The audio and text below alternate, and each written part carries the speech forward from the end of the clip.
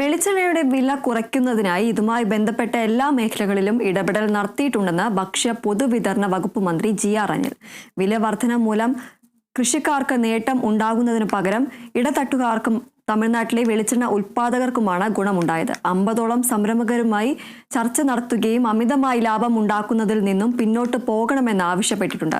സർക്കാർ സ്ഥാപനങ്ങളായ കേര ഫെഡ്, കേര ജെ എന്നിവയുമായി സംസാരിച്ച് വില കുറയ്ക്കണമെന്നും ആവശ്യപ്പെട്ടിട്ടുണ്ട്. കൊല്ലം AR ക്യാമ്പിന് സമീപമുള്ള സപ്ലൈകോ സൂപ്പർ മാർക്കറ്റ് സന്ദർശിച്ച ശേഷം മാധ്യമങ്ങളോട് സംസാരിക്കുകയായിരുന്നു മന്ത്രി.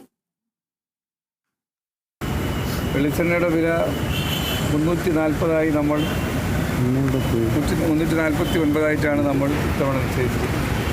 അത് വീണ്ടും കൂടെ ഇന്നലെ സപ്ലൈകോയുടെ സബ്സിഡൈസ് റേറ്റ് വന്നപ്പോൾ 30 രൂപ ഒരു പ്രധാനപ്പെട്ട വ്യാപാര സ്ഥാപനം 30 രൂപ അവരുടെ വിലയിൽ നിന്ന് കുറച്ച് സപ്ലൈകോയുടെ വിലയ്ക്ക് തുല്യമായി നിശ്ചയിക്കുകയുണ്ട്.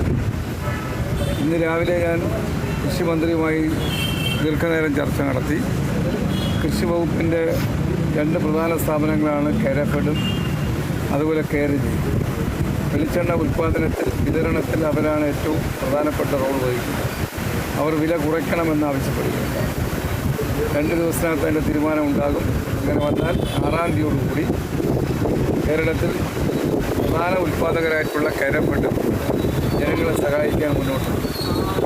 ഓണക്കാലത്തോട് അനുബന്ധിച്ച് 10-ാം തീയതിയോട് അടുപ്പിച്ച് നമുക്ക് വീണ്ടും വില കുറയ്ക്കാനുള്ള സാഹചര്യം ഉണ്ടാകുമെന്നാണ് ഞാൻ പ്രതീക്ഷിക്കുന്നത്.